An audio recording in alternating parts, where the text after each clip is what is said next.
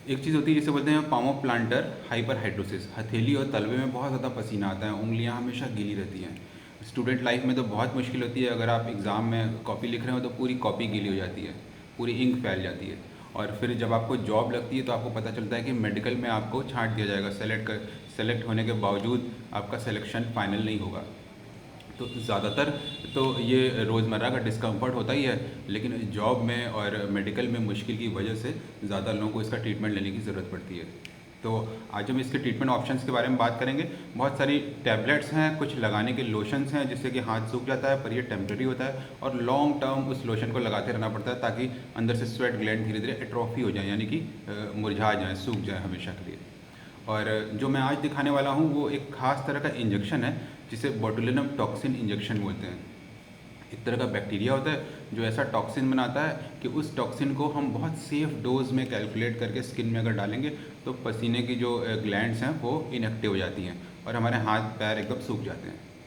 तो मैं आपको पूरा आज प्रोसीजर दिखाने वाला हूँ, किस तरह से वो इंजेक्शन आता है और किस तरह से हम उसे डाइल्यूट करते हैं और फिर कैसे हम उसे हाथ में लगाते हैं।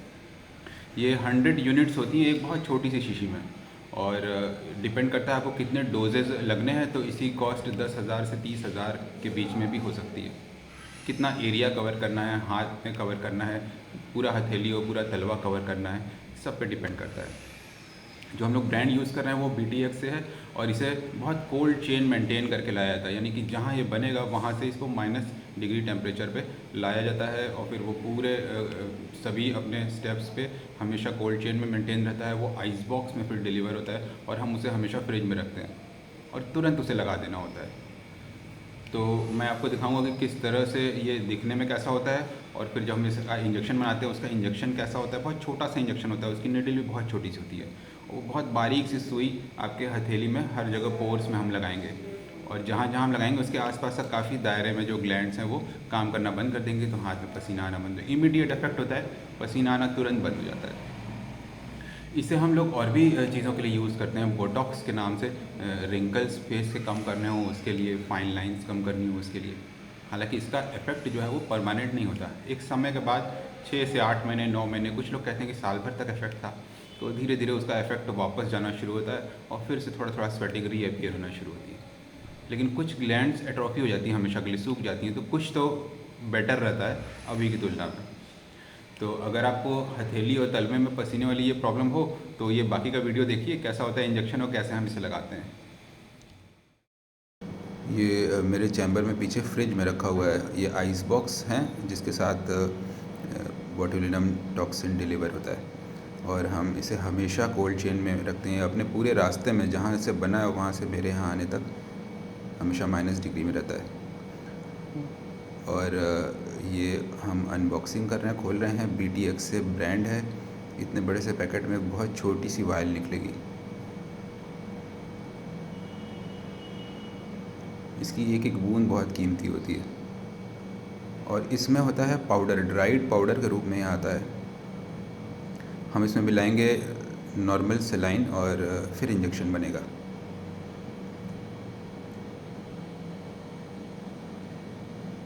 तो बहुत सारे पैसे खर्च करके ये इतनी सी चीज़ मिलती है, बोटुलिनम टॉक्सिन इंजेक्शन।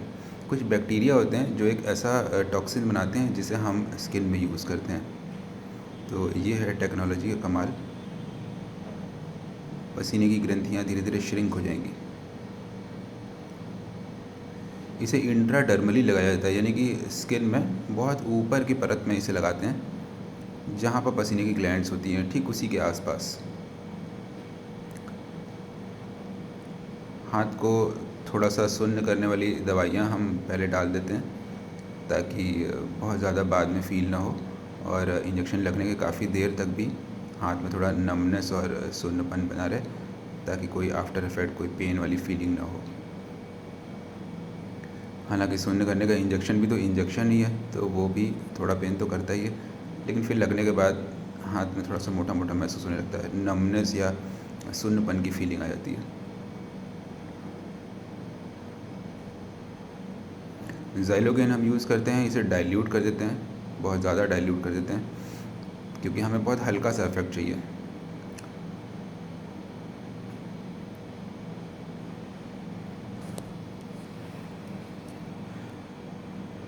ये बहुत रैपिड प्रोसीजर होता है, ऐसा नहीं है कि आपको बहुत देर लगेगी प्रोसीजर के दौरान, लेकिन इस इंजेक्शन को अपने क्लिनिक तक लाना और प्रिपेयर करना, इसमें कई दिन लग जाते हैं। तो मान लीजिए कि आपको ये इंजेक्शन लगाना हो तो आप कम से कम 10 से 15 दिन पहले, मान लीजिए कोई आपका मेडिकल हो, 10-15 दिन पहले आप इन्फॉर्म कीजिए और सारी चीज़ें इसके बारे में प्रोसेस समझ लीजिए क्लिनिक में आके, और फिर हमें 1 हफ़्ते का टाइम दीजिए तो हम इस इंजेक्शन को अवेलेबल कराएंगे और फिर आपको इंजेक्शन के आते ही इन्फॉर्म करेंगे, तो तुरंत उसी दिन आकर के आप इसे लगवा सकते हैं या नेक्स्ट डे भी आके लगवा सकते हैं। पूरा प्रोसेस होने के बाद हम एंटीबायोटिक क्रीम्स लगाएंगे पूरे हाथ में, क्योंकि बहुत जगह पे हमने छोटी छोटी सुइयाँ लगाई हैं, तो हम नहीं चाहते हैं किसी तरह का इन्फेक्शन वगैरह हो। तो शुरू में भी हम इसे बहुत ज़्यादा क्लीन करते हैं स्पिरिट से, और बाद में भी हम खूब सारा एंटीबायोटिक क्रीम लगाते हैं। कुछ हीलिंग के लिए ये करने के बाद टैबलेट्स खानी होती हैं 4-5 दिन, ताकि हीलिंग फास्ट हो जाए।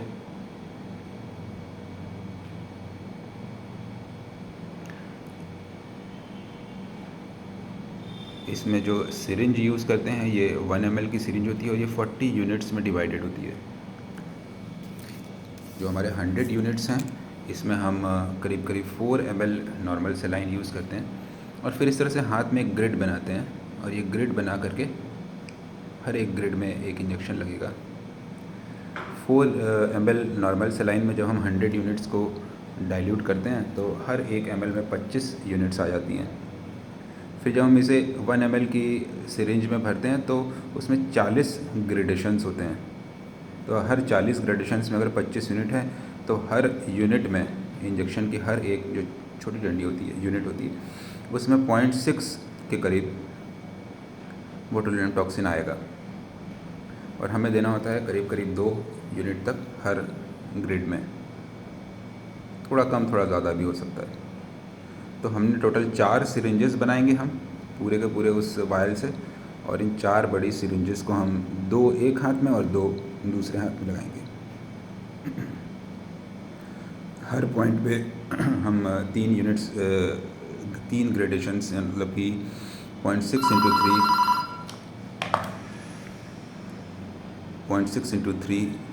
इतनी यूनिट्स लगाएंगे। ख़ास तौर से हम साइड्स का ध्यान रखेंगे, वहाँ पे हमें थोड़ा सा ज़्यादा लगाना है, उंगलियों के साइड्स और पोर्स के साइड्स, हथेली की साइड्स में, क्योंकि उसी एरिया में ज़्यादा गीलापन, ज़्यादा पसीना महसूस होता है। प्रोसेस बहुत फास्ट होता है, इसमें रुकना नहीं होता है। एक एक करके हम लगातार हर पॉइंट पे इंजेक्शन लगाते चले जाएंगे, और बहुत जल्दी 5 मिनट में पूरा प्रोसेस फिनिश हो जाएगा। थोड़ा सा आपको पेन फील होगा, लेकिन और कोई आफ्टर इफेक्ट नहीं होता, और कोई दिक्कत नहीं होती, और स्वेटिंग तुरंत गायब हो जाती है, तुरंत हाथ सूख जाता है।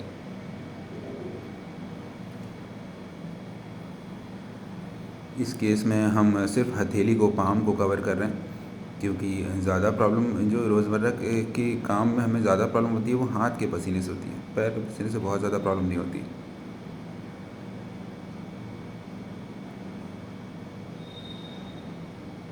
ये हमारे हाथ में ग्रिड बना हुआ है, और इस ग्रिड में हम बहुत सावधानी से हर एक सेंटर में थोड़ा सा बोटुलिनम अंदर डालेंगे, जो कि इंट्राडर्मली होगा, ऊपर ऊपर होगा स्किन की लेयर्स में। निडल का करीब करीब आधा हिस्सा ही अंदर जाता है।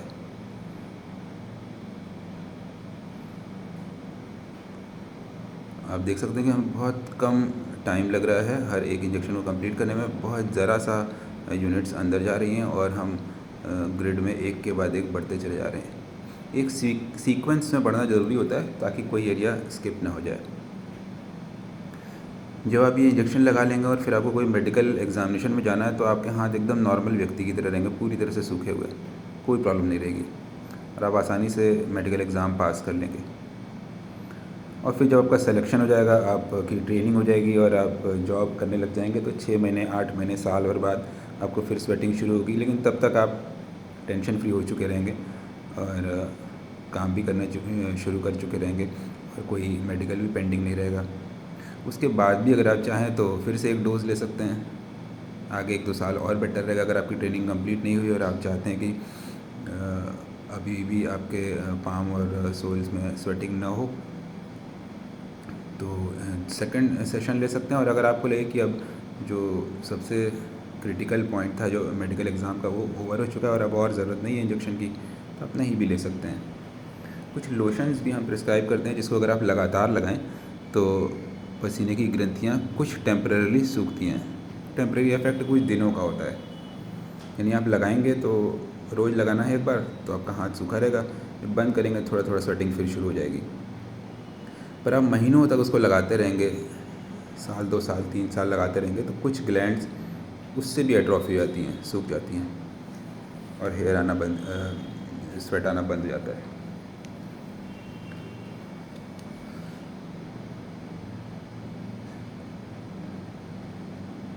पेशेंट आप देख सकते हैं कंफर्टेबली लगा रहे हैं, थोड़ा सा चुभने की एक फीलिंग तो होती है लेकिन बहुत ज़्यादा कोई ऐसा पेन और कोई बहुत ज़्यादा फीलिंग नहीं होती है।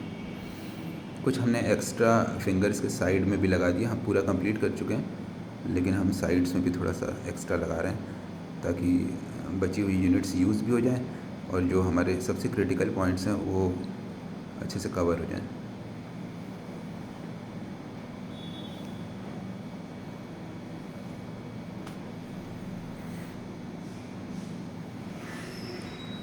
पामोप्लांटर हाइपरहाइड्रोसिस बहुत कॉमन है। हम लगभग हर दिन 1 या 2 पेशेंट्स हम लोग ऐसे देखते हैं, जबकि हम लोग के यहाँ बहुत ज़्यादा पेशेंट्स होते हैं। तो अगर आप परसेंटेज में निकालेंगे तो ये परसेंटेज बहुत कम होगा, लेकिन अगर आप नंबर्स में निकालेंगे तो महीने भर में हम लोग करीब करीब 30 से 50 केसेस पामोप्लांटर हाइपरहाइड्रोसिस के देखते हैं। और बहुत सारे लोगों को हम लोग जो मेडिसिन देते हैं उससे उनका काम हो जाता है, लोशंस वगैरह जो देते हैं उससे काम हो जाता है, बहुत से लोगों को इंजेक्शन